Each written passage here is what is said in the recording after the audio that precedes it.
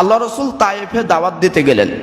তায়েফ থেকে যখন ফিরে আসছেন তখন কিছু ঘটনা ঘটলো যেটা আপনাদের সকলের জানা। তিনি রক্তাক্ত হলেন, পাথরের মায়ের খেলেন, রক্ত পড়লো, অনেক কিছু হলো। একটা নিরাপত্তার প্রয়োজন ছিল। তো রাস্তাতে পূর্ণ নিরাপত্তা দিয়ে মক্কাতে আবার প্রবেশ করার সুযোগ দিলেন মুতিম ইবনে আদি, একজন ব্যক্তি।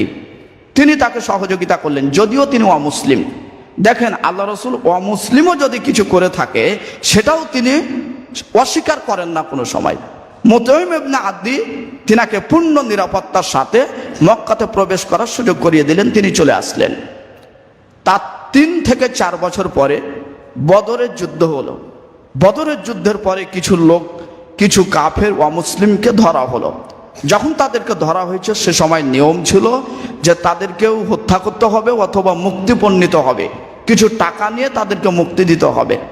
তো বদরের যুদ্ধে যাদেরকে ধরে বন্দি করা আছে, তখন আল্লাহ রসুল বলছেন, এই যে বদরে যাদেরকে ধরে বেঁধে রাখা আছে, আজকে যদি মুতিম ইবনে আদি বেঁচে থাকতেন, তিনি মারা গেছেন, যদি মুতিম ইবনে আদি বেঁচে থেকে এই বন্দীদের বিষয়ে যদি তিনি সুপারিশ করতেন, তাহলে আমি মুহাম্মদ সাল্লাল্লাহু আলাইহি সাল্লাম, মুতিম ইবনে আদি এত উপকার আমার উপর করেছে, তার উপকারের সম্মানার্থে আমি সকল বন্দীদেরকে একবারে মুক্তিপণ ছাড়াই, টাকা ছাড়াই তাদেরকে পূর্ণ নিরাপত্তা দিয়ে তাদেরকে এখান থেকে ছেড়ে দিতাম, 1 টাকাও তাদেরকে নিতাম না।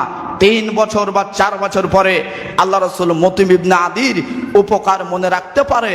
আর আপনার আব্বা, আপনার চাচা, আপনার কাকা, আপনার দাদা কত উপকার করলো, আপনার গ্রামের মানুষ কত উপকার করলো, আপনার পাশের ভাই কত উপকার করলো, 5 দিন পরে আর মনে থাকে না। অথচ আল্লাহ রসুল সাল্লাল্লাহু আলাইহি সাল্লাম 3 বছর আগের কথা তিনি মনে করে, শুধু মনে করে নয়, এমনভাবে শুকরিয়া আদায় করলেন যেই যাদেরকে ধরে রাখা হয়েছে তাদেরকে লক্ষ লক্ষ টাকা নিয়ে তাদেরকে ছাড়া হবে।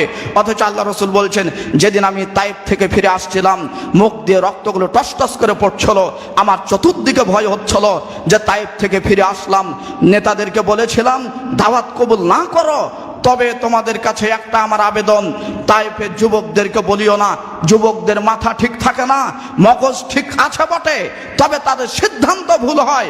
যখনই তোমরা বলবে যে আমাদের কথাকে উপেক্ষা করে মুহাম্মদ এসেছে, তখন যুবকেরা আমাকে হত্যা করবে।